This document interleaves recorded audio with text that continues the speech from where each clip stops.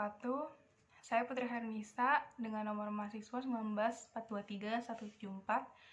Pada video kali ini saya akan membahas mengenai kemiskinan dalam perspektif Islam.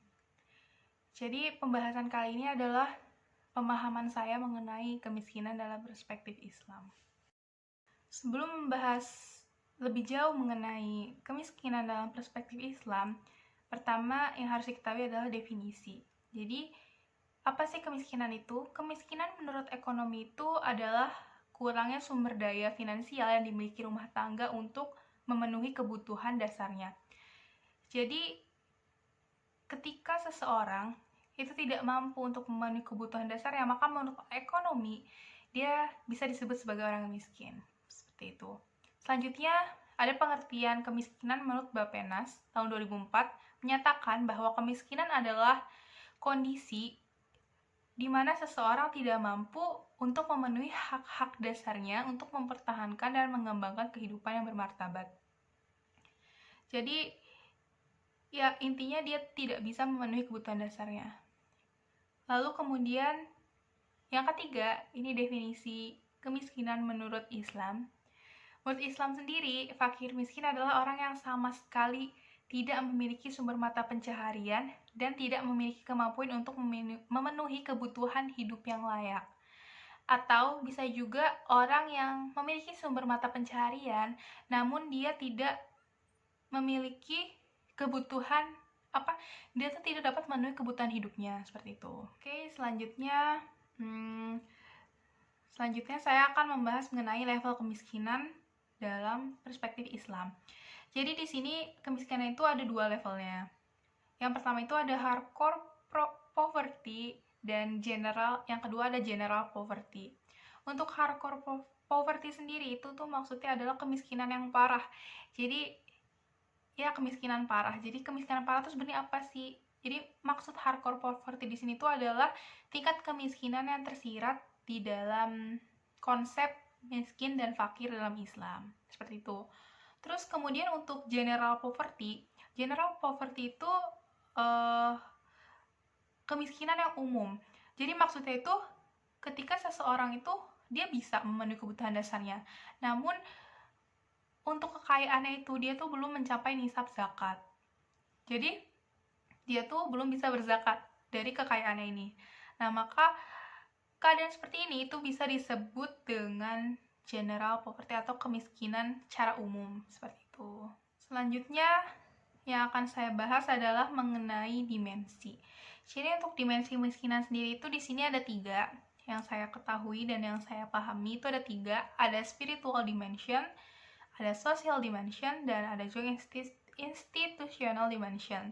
Jadi kita coba lihat untuk dari spiritual dimension sendiri itu tuh apa sih yang dibahas dari sisi ini?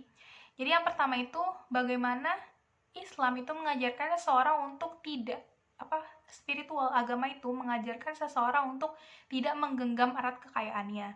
Jadi mereka tuh tidak terikat pada kekayaannya. Mereka tidak hanya memikirkan harta dan harta saja seperti itu. Dan dengan keadaan seperti itu maka akan menimbulkan suatu hal, yaitu kedermawanan. Nah, ketika seseorang tidak terikat kepada hartanya, maka ia akan menjadi seorang yang dermawan. Dan dia akan penuh kasih, penuh cinta, dan akan sering berbagi untuk orang lain. Karena di luar sana banyak sekali orang yang butuh perhatian dan butuh kasih sayang dan butuh bantuan dari kita. Kemudian untuk yang ketiga, di sini membahas mengenai di spiritual dimension ini membahas mengenai bahwa martabat orang yang miskin itu tidak serta-merta buruk. Malah dalam Islam sendiri itu kita diajarkan untuk mengangkat martabat mereka. Malah martabat mereka itu harus diangkat dalam Islam. Dan juga untuk orang-orang miskin gitu, mungkin memang keadaan ekonomi mereka tuh memang buruk, tapi itu tidak memberikan atau tidak menghalangi mereka untuk bekerja keras untuk melakukan sesuatu yang bisa memperbaiki keadaan ekonomi mereka gitu. Jadi mereka nggak serta-merta meminta dan meminta saja gitu. Mereka itu jadi tetap memiliki martabat, dan martabat itu tidak hilang. Kemudian yang keempat itu di spiritual dimension ini tuh belajar untuk menengahi antara hidup dan berbagi. Jadi tidak ada yang namanya berlebihan untuk hidup ataupun berbagi. Ketika kita hidup, ketika kita mengonsumsi sesuatu, maka kita harus mencukupi, harus cukup. Jangan berlebihan, seperti itu. Kemudian untuk berbagi juga, itu juga harus secukupnya. Jangan berlebihan, misalnya. Kita hanya punya harta, misalnya. Saat itu, kita punya 100.000. Terus kita nih, mau bersedekah gitu. Jangan dikasih semua gitu. Misalnya kita di keadaan di jalan, dan kita nggak punya uang lagi. Itu tuh buat ongkos kita gitu. Jangan kasih semua, misalnya kita kasih sebagian saja, misalnya 10.000, dan sisanya kita gunakan untuk kebutuhan kita, untuk ongkos pulang, dan lain sebagainya. Jadi harus ada keseimbangan antara kehidupan yang kita jalani dengan kedermawanan kita, atau dengan sedekah kita, seperti itu. Lanjut, yang kedua itu ada social dimension. Nah, social dimension ini tuh secara garis besar itu membahas mengenai bagaimana interaksi antara satu manusia dengan manusia yang lainnya. Jadi di dunia ini, manusia itu saling membutuhkan satu dengan yang lainnya. Ketika seseorang memiliki kelebihan, maka seseorang yang lainnya memiliki kekurangan, dan kekurangan ini mungkin bisa ditutupi dengan kelebihan orang ini gitu. Jadi sesama manusia itu saling membutuhkan, dan sepertinya bisa dilihat juga bahwa salah satu penyebab terbesar kemiskinan dunia itu adalah permusuhan. Nah, permusuhan ini akan menimbulkan perpecahan yang mengakibatkan perang. Nah, ketika perang terjadi, maka banyak negara-negara yang terlibat dalam peperangan saudara atau peperangan lain itu susah untuk membangkitkan kembali ekonominya. Jadi mereka tuh menjadi miskin. Oke, selanjutnya yang ketiga itu ada institutional dimension. Jadi untuk dimensi ini tuh membahas bagaimana pendidikan juga bisa menjadi sumber dari kemiskinan. Yaitu dimana ketika akses pendidikan itu minim, dan juga penyebaran pendidikan, kesempatan untuk mendapatkan pendidikan yang layak itu juga minim, seperti itu. Kemudian pada dimensi ini juga dibahas mengenai bagaimana regulasi perusahaan. Regulasi perusahaan itu harus adil dan juga harus bijak dan baik, tidak merugikan salah satu pihak. Oke, pembahasan yang selanjutnya adalah mengenai faktor-faktor penyebab kemiskinan. Jadi dalam Islam sendiri, kemiskinan itu dinyatakan timbul tuh karena berbagai faktor struktural.